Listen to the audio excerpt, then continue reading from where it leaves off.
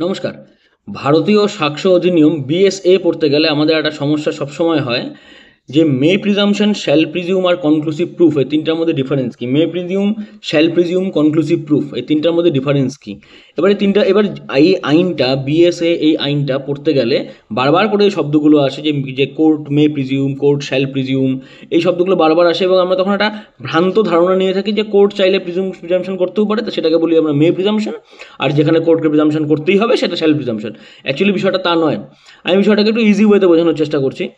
যদি আমরা বিএস এর সেকশন 2 সাবক্লস এইচ দেখি, এখানে আছে মে প্রিজিউম। এবার মে প্রিজিউমে কি পাচ্ছি? মে প্রিজিউমে হচ্ছে, বুঝতে হবে বিষয়টা, whenever it is provided by this অধিনিয়ম, whenever it is provided. Provided মানে কি? এই প্রোভাইডেড কথাটাকে আন্ডারলাইন করা দরকার। প্রোভাইডেড কথাটার মানে কি? যে আইনে যেখানে বলে দিচ্ছে যে এই জিনিসটা প্রোভাইড করা আছে, আইনে প্রোভাইড করা আছে যে কোর্ট চাইলে that the court may presume of fact, court চাইলে একটা ফ্যাক্টকে প্রিজাম্পশন নিতে পারে। May presume of fact, court চাইলে একটা প্রিজাম্পশন নিতে পারে যে হ্যাঁ এটা একটা fact. It may either regard such fact as proved, এবং সেই পার্টিকুলার ফ্যাক্টটাকে অ্যাজ আ প্রুভড ফ্যাক্ট হিসাবে ধরতে পারে, unless and until it is disproved. তার মানে কি, যেই ফ্যাক্টটাকে কোর্ট প্রিজাম্পশন নিচ্ছে সেই ফ্যাক্টটা should be provided by this অধিনিয়ম, এই আইনের ভেতরে প্রোভাইড করা থাকবে first of all. Second, court যদি সেটাকে মে প্রিজাম্পশনে নেয়ও, তবুও সেটা যেন কোরোবোরেট করার চান্সেস থাকে, অপরচুনিটি থাকে আদার সাইডের, unless and until it is disprove or may call for proof for it. তার মানে কি, কোর্ট একটা ওপর ভ্রান্ত ধারণা নিচ্ছে যে এই বিষয়টাকে আমি প্রিজাম্পশন নিচ্ছি, কিন্তু আদার সাইডকে অপরচুনিটি দিচ্ছে যে আপনি চাইলে এটাকে ডিসপ্রুভ করতে পারেন, বা এটাকে প্রুভ করার জন্য যার ফ্যাক্টটাকে প্রুভ করছে, সাপোজ প্লেন্টিভের ফ্যাক্টটাকে প্রুভ করছে, তাহলে প্লেন্টিভকেই অপরচুনিটি দেবে যে আমি ফ্যাক্টটাকে ধরছি আপাতত, কিন্তু এটার উপরে বেস করে আপনাকে অন্য কোনো একটা ডকুমেন্টেড এভিডেন্স দিতে হবে, বা কোনো একটা ওরাল এভিডেন্স বা কিছু একটা দিতে হবে। বোঝা গেল? That is call may presume.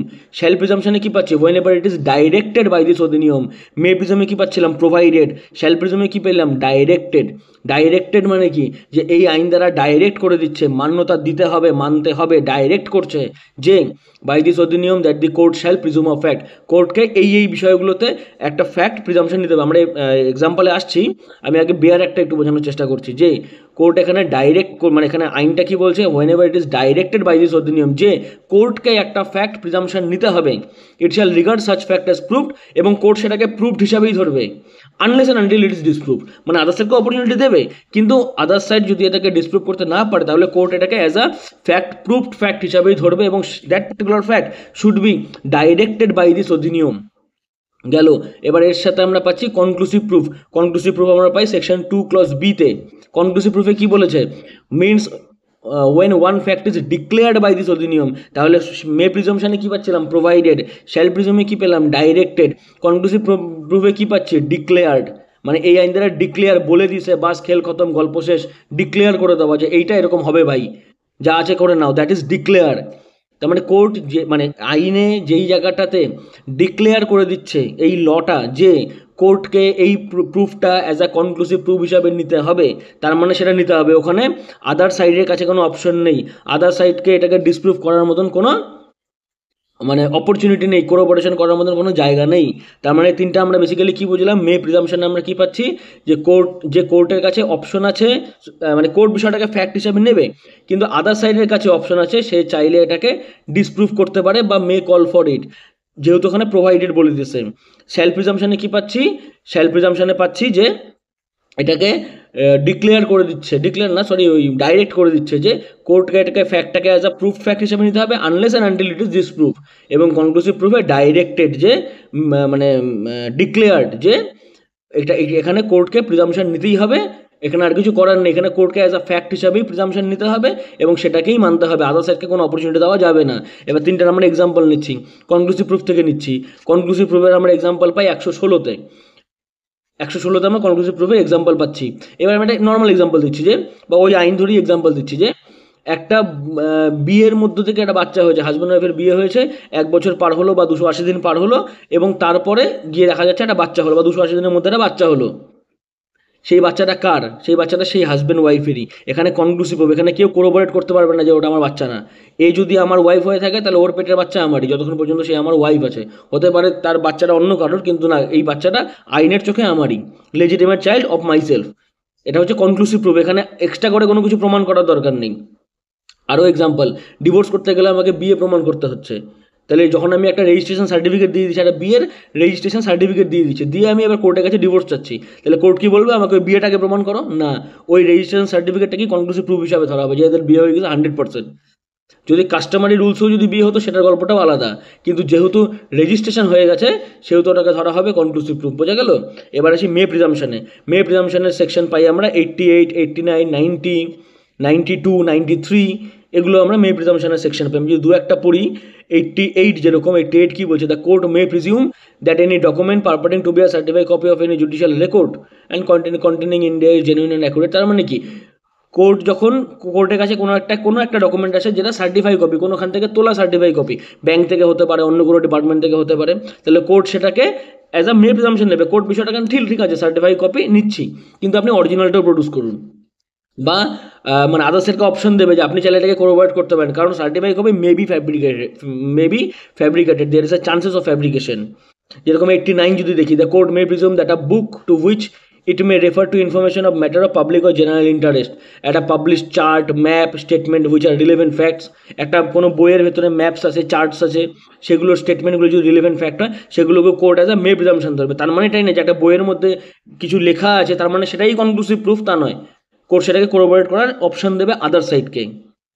তারপর 90, 92, 93 এগুলো পাওয়া যেতে পারে। যেরকম 91 তো শ্যাল বলছে, 92 যেরকম পাওয়া যায়, where any document purporting or proved to be 30 years old is produced from any custody which the court is the particular case considered proper, the court may presume that the signature of every other part of such document which purported to be a handwriting of any particular person। এখানে handwriting এর গল্প, সেই 45 এর গল্প evidence অ্যাক্টের, যে কোনো একটা 30 বছরের পুরনো ডকুমেন্টের মধ্যে কারোর হ্যান্ডরাইটিং আছে বা পুরনো ডকুমেন্টের মধ্যে অন্য কারোর সিগনেচার আছে, সেগুলোকে কোর্ট একটা মে প্রিজাম্পশন নেবে যে হ্যাঁ হতে পারে এটা তার মানে এটাই না যে সেটা তারই কনক্লুসিভ প্রুফ, তা নেবে না। শ্যাল প্রিজাম্পশন আমরা কি পাচ্ছি, শ্যাল প্রিজামে আমরা পাই 78, 80, 81, 82, 83, 84, 85, 86, 87, 91 এই সেকশনসগুলো পাচ্ছি। 78 যদি আমরা দেখি, এখানে বলা আছে দ্য কোর্ট শ্যাল প্রিজিউম। 88 যদি দেখছিলাম ওখানে লেখা ছিল কোর্ট মে প্রিজিউম, 89-এ লেখা আছে কোর্ট মে প্রিজিউম, 90-তে লেখা আছে কোর্ট মে প্রিজিউম, 92-তেও লেখা আছে কোর্ট মে প্রিজিউম, কিন্তু 78 যদি দেখি এখানে লেখা আছে কোর্ট শ্যাল প্রিজিউম। 80-তে লেখা আছে কোর্ট শ্যাল প্রিজিউম, 81-এ লেখা আছে কোর্ট শ্যাল প্রিজিউম, 82, 83, 84, 85, 86, 87, 91 এগুলো সবখানে লেখা আছে কোর্ট শ্যাল প্রিজিউম। তো এই জিনিসটা বুঝতে হবে, ওই যে ডিক্লেয়ার্ড বাই দিস অধিনিয়ম, ডাইরেক্টেড বাই দিস অধিনিয়ম, প্রোভাইডেড বাই দিস অধিনিয়ম, এটা বুঝতে হবে। এখানে ডিক্লেয়ার্ড বাই দিস অধিনিয়ম ডিক্লেয়ার করা থাকে না, কিন্তু ডাইরেক্ট করা থাকছে, কোর্ট শ্যাল প্রিজিউম, ডাইরেক্ট নিতে হবে। আর মে প্রিজমের ক্ষেত্রে প্রোভাইডেড কথাটা বলেছে যে কোর্ট চাইলে বিষয়টাকে প্রোভাইড করতে পারে, লতে যেইটা প্রোভাইড করা আছে কোর্ট চাইলে সেটাকে অ্যাজ আ ফ্যাক্ট হিসাবে ধরতে পারে। 78 যদি আমরা পড়ি একটুখানি, 78 কি পাচ্ছি, the court shall presume to be genuine every document purporting to be a certified copy of other document which is law declare to be admissible as evidence. যেই জায়গাগুলোতে একটা সার্টিফাই কপি, কিন্তু সেই সার্টিফাই কপিটা অন্য কোনো লতে বলে দিচ্ছে যে that particular certify copy is declared to be admissible as evidence, সেখানে কোর্ট শ্যাল প্রিজাম্পশন নিচ্ছে, is declared to be evidence. Example, postmortem রিপোর্টের একটা সার্টিফাই কপি দিচ্ছে, আমি থানা থেকে পোস্টমর্টম রিপোর্টে সার্টিফাই কপি তুলে নিয়ে আসলাম, সেটা কিন্তু কোর্ট ওটাকে শ্যাল প্রিজাম্পশন নেবে। যেহেতু পোস্টমর্টম হেলথ লতে আমাদের কিছু পজিশনে বা প্রফেশনাল মেডিকেল কনসিকুয়েন্সের ক্ষেত্রে সেখানে পোস্টমর্টম রিপোর্টটাকে অ্যাডমিসেবল বলে ধরা হচ্ছে বা আইনে দেওয়া আছে। 80 যদি পড়ি, 80, 81 এগুলো যদি দেখি একটুখানি, 80-তে কি আছে, the court shall presume the genuineness of every document purporting to be official gazette or to be newspaper or journal. তার মানে official gazette, newspaper, journal, এগুলোতে যা যা দেওয়া আছে, এগুলোতে যা যা ডকুমেন্টেড ফর্মে আছে সেগুলোকে কোর্ট শ্যাল প্রিজাম্পশন নেবে যে হ্যাঁ এগুলো সত্য, কিন্তু আদার্সেরকে অপরচুনিটি দেবে যে আপনি চাইলে এটাকে মিথ্যা করতেই পারেন, হতেই পারে নিউজ পেপার একটা জিনিস মিথ্যা কথা লেখা আছে, কিন্তু ন্যাচারালি কোর্ট এটাকে সত্য ধরবে যেহেতু মিডিয়ার বিষয়, কিন্তু অন দি আদার সাইডকেও আবার অপরচুনিটি দেবে যে সে চাইলে বিষয়টাকে কোরোবোরেট করতে পারে, সেজন্য এখানে শ্যাল প্রিজাম্পশনের কথা বলা হচ্ছে। 82 যদি দেখি, the court shall presume that maps and other plans purporting to be made by the authority of the central government ও স্টেট গভর্নমেন্ট বা স্টেট গভর্নমেন্ট দেশের জন্য যদি কোনো ম্যাপ বা প্ল্যান বা চার্টস, কোনো বিল্ডিংসের ম্যাপস এগুলো যদি রেডি করে রাখে সেগুলোকেও কোর্ট শ্যাল প্রিজাম্পশন ধরবে। তার মানে এটা নয় যে কোর্ট আদার্সেরকে অপরচুনিটি দেবে না, শ্যাল প্রিজাম্পশনে অপরচুনিটি পাওয়া যায়, মে প্রিজাম্পশনে অপরচুনিটি পাওয়া যায়। বোঝা গেল? কিন্তু আইনে এখানে ডিক্লেয়ার করা আছে। তার মানে আমরা বেসিক কি বুঝলাম, যদি সেকশন 2 এর দেখি, ওখানে মে প্রিজাম্পশনে পরিষ্কার বলা আছে when it is provided by this act. এই আইনের মধ্যে প্রোভাইড করা আছে। শ্যাল প্রিজাম্পশনও when it is directed by the act, shall presumption direct করা আছে। আর conclusive proof when it is declared by this act. Declared মানে আমাকে সেকশনগুলো পড়ে বুঝতে হবে যে যেখানে বলে দিচ্ছে যে একটা ফ্যাক্ট যদি, কনক্লুসিভ প্রুফের কথা বলছি, একটা ফ্যাক্ট যদি প্রমাণ হয়ে যায় তাহলে আদার্স ফ্যাক্টটাকে প্রমাণ করার দরকার নেই। একটা ফ্যাক্ট যদি প্রমাণ হয়ে যায় তাহলে আদার ফ্যাক্টটাকে প্রমাণ করার দরকার নেই। আমি ডিভোর্সের মামলা করতে যাচ্ছি, আমি ডিভোর্সের এফিডেভিটে সই করেছি, ডিভোর্সের পিটিশনে সই করেছি, ইট সিম্পলি মিনস আমাকে বিয়ে প্রমাণ করার দরকার নেই। একটা বিয়ের 1 বছরের মধ্যে একটা বাচ্চা হয়েছে, সেই বাচ্চাটার মানে একটা বিয়ের 1 বছরের মধ্যে একটা বাচ্চা হয়েছে, সেই বাচ্চাটার প্যারেন্টিংটা প্রমাণ করার দরকার নেই। যেই বাবা মা মানে লাস্ট যেই বাবা মা আছে সেই বাবা মার থেকেই সেই বাচ্চাটা হয়েছে, সেটাই লেজিটিমেট হিসেবে ধরা হবে। Thank you.